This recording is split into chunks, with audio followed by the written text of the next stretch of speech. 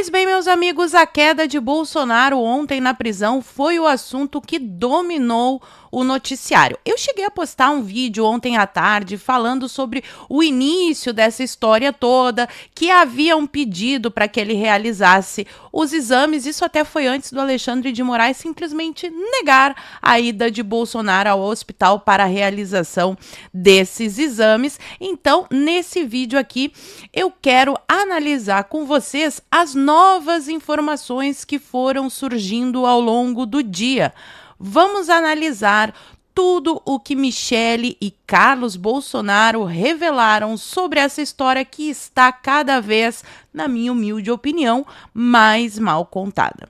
Enquanto um senhor de 70 anos com traumatismo craniano aguarda a autorização de Vossa Santidade para fazer os exames imprescindíveis nesse caso lá no hospital, a paquita do Satanás Daniela Lima protagoniza novamente uma das cenas mais asquerosas do jornalismo brasileiro e debocha, isso mesmo, debocha ao vivo da situação do Bolsonaro. Então, se você já gostou da pauta, me ajude a espalhar essas informações, curte, comenta, compartilha bastante o link desse vídeo nas suas redes sociais, grupos de Face, Zap, dá uma verificada na tua inscrição, vê se ela continua ativa aqui no canal, e se não for inscrito, se inscreve e dá essa moralzinha pra mim. Então, vamos começar tomando um antiácido para assistir essa que, assim, é uma das coisas mais desprezíveis que a Daniela Lima já fez. E olha que ela já protagonizou várias cenas bizarras. Então, ontem ela aparece no UOL debochando da situação do Bolsonaro. Assim, sem graça. Não, vamos falar de Brasil. Vamos falar de Brasil. Vou voltar todo mundo aqui. Dona Carla, quem caiu da cama? Como assim?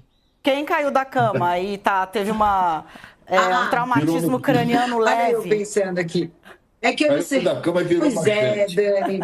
Caiu da cama, virou eu demorei. Demorou para cair a ficha, mas na verdade até também demorou para o ex-presidente Jair Bolsonaro avisar que caiu da cama, né? Enfim, a gente mostrou aí nas reportagens do UOL.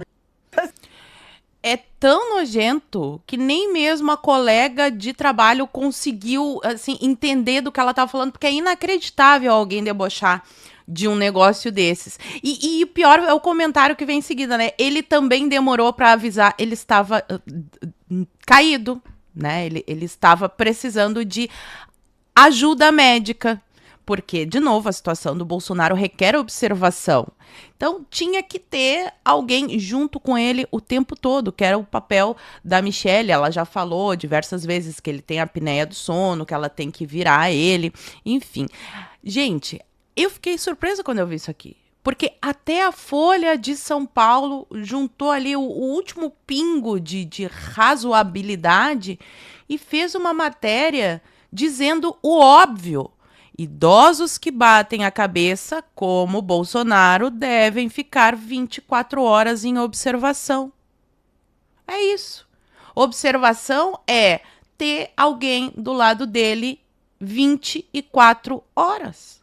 Porque se ele dormir, ele pode ter uma convulsão, ele pode ter apneia, ele pode cair, como dizem que aconteceu. Eu não sei se a gente pode levantar suspeitas a respeito disso, se é antidemocrático, desconfiar, mas vocês vão entender por que eu estou dizendo isso quando a gente chegar na parte dos posts do Bolsonaro. Mas vamos começar pela sequência de stories da Michele. O primeiro stories que ela postou foi esse daqui, ó. Meu amor não está bem. Durante a madrugada, enquanto dormia, teve uma crise, caiu e bateu a cabeça no móvel. Como o quarto permanece fechado, ele só recebeu atendimento quando foram chamá-lo para a minha visita. Estou com o médico aguardando o delegado para saber como foram os primeiros socorros. Só Deus.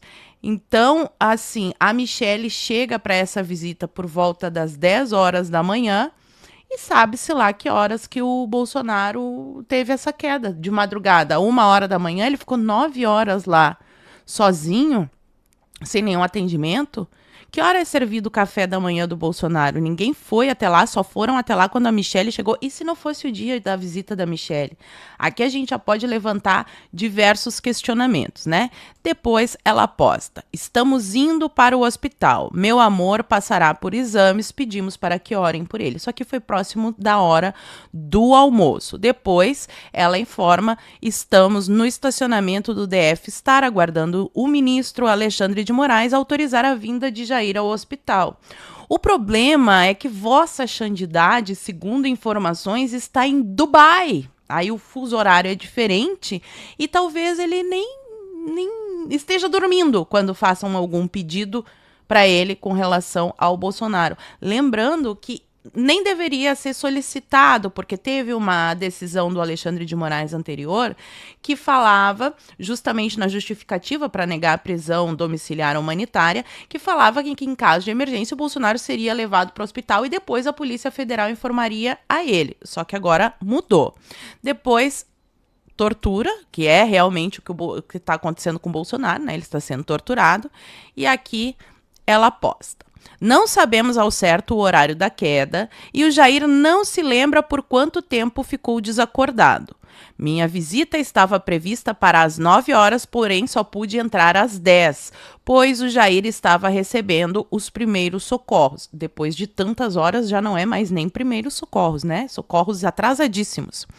Considerando esse horário, que já ocorreu 1 hora após o início previsto da visita, já se passaram aproximadamente 6 horas e 36 minutos desde o ocorrido, sem que ele tenha podido realizar os exames necessários para verificar se houve algum trauma ou possível dano neurológico. Estamos no estacionamento aguardando a liberação do ministro Moraes. Então, depois disso, o ministro Moraes nega, pede um laudo da PF, porque fizeram a solicitação com documentação referente ao médico particular do Bolsonaro, lá de Dubai, nas suas férias maravilhosas, o Alexandre de Moraes diz: não, eu quero um laudo da PF. A Michelle pega o carro e sai voando de volta para a Superintendência da Polícia Federal para tentar socorrer o Bolsonaro, tentar ali fazer alguma coisa dentro do possível. E aí ela posta: retornamos à PF para acompanhar a petição nos moldes exigidos pelo ministro Alexandre de Moraes com o laudo dos peritos e os pedidos de exame. Há 16 minutos, o delegado encaminhou a petição. Seguimos aguardando liberação. Jair ainda se encontra em jejum, mais essa, em razão da realização dos exames. Então, isso foi ontem. Até agora, o momento em que gravo este vídeo, que são 8 horas e 13 minutos, ainda não houve a liberação do Bolsonaro para ir ao hospital. Depois ela posta: em casa, em oração, pela noite do meu esposo, só Deus para protegê-lo e guardar a sua vida, já que na prática o socorro emergencial fica apenas na teoria. Seguimos aguardando das autoridades competentes e responsáveis por sua segurança e integridade física a liberação para que ele possa realizar os exames. E daí depois ela posta esse vídeo nojento da Daniela Lima, que a gente acabou de assistir, não precisamos assistir de novo. E aí no perfil do Carlos Bolsonaro, a gente tem mais informações, e eu não sei se é antidemocrático, mas assim, eu estou achando muito estranha, muito esquisita essa queda do Bolsonaro. Depois que o Carlos postou isso aqui, ficou ainda maior a minha perplexidade, vamos usar essas palavras por motivo de não quero ser presa, perplexidade com esse episódio. Prestem atenção nos detalhes. O Carlos Bolsonaro postou esse aqui às 2 horas da tarde. Hoje, como combinado, minha visita seria feita após Michelle. Cheguei à Polícia Federal e, estranhamente, ela não havia entrado, pois ficamos sabendo que médicos estavam averiguando uma queda de meu pai. Não entendi.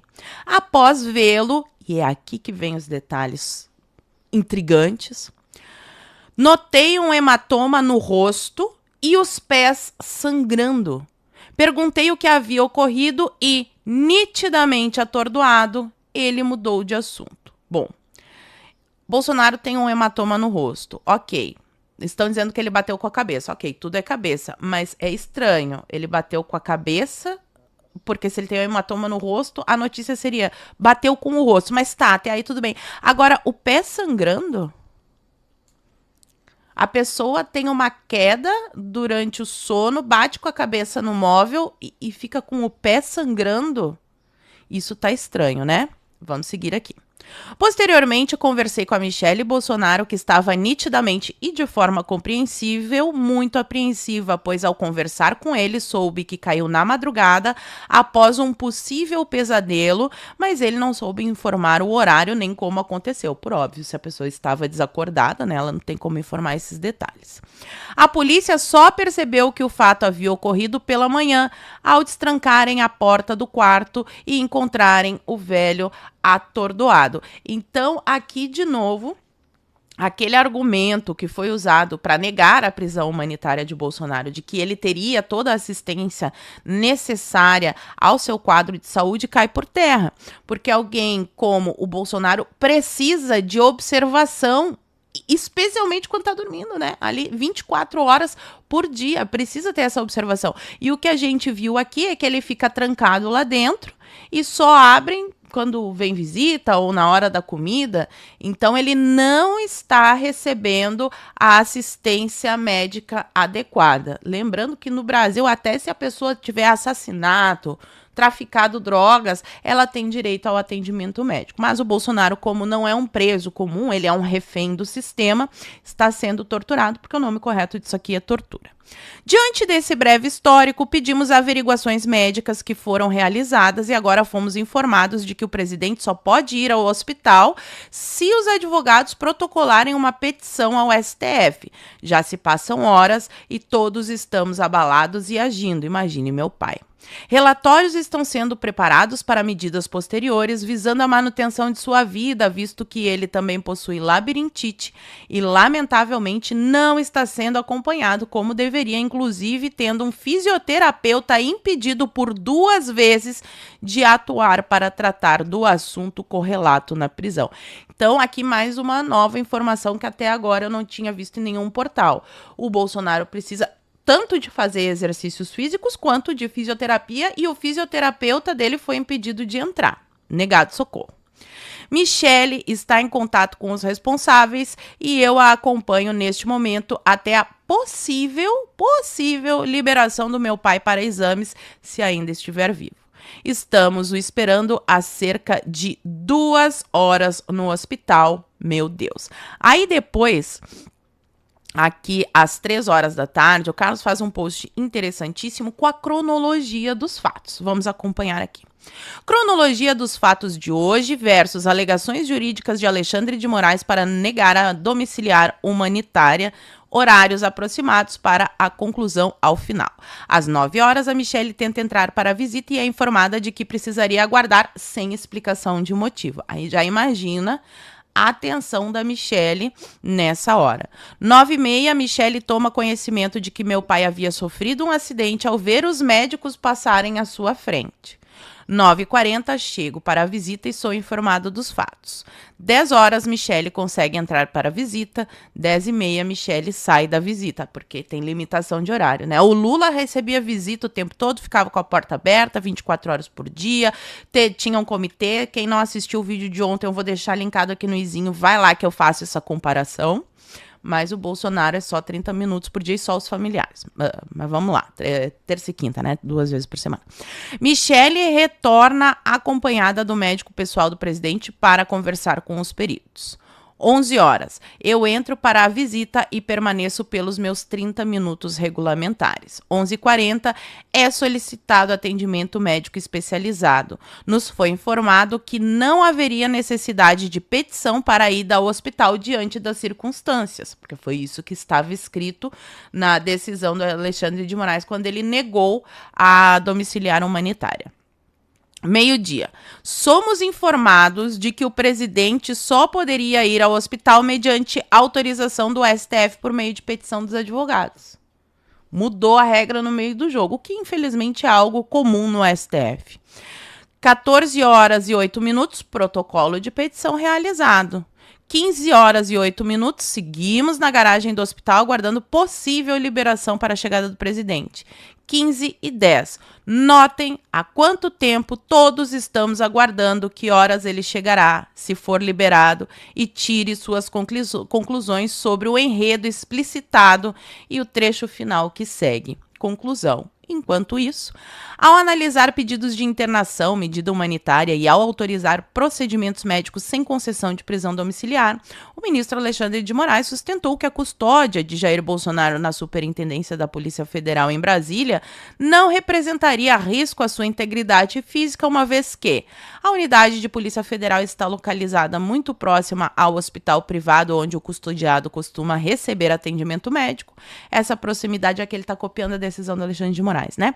Essa proximidade geográfica permitiria rápido deslocamento em caso de emergência, reduzindo eventuais riscos.